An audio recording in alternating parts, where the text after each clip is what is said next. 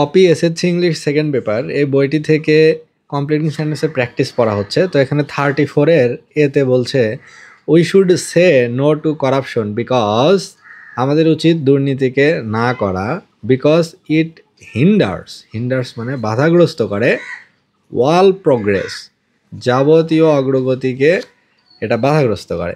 B নম্বরে বলছে corrupt persons are not only dishonest but also immoral, অর্থাৎ যারা দুর্নীতিগ্রস্ত লোক তারা যে শুধুমাত্র অসৎ তা না, তারা অনৈতিক ব্যক্তিও, তাদের নৈতিকতার অভাব রয়েছে।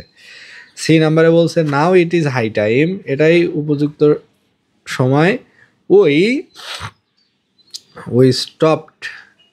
স্টপড করাপশন, আমরা দুর্নীতি বন্ধ করি, এটাই উপযুক্ত সময়।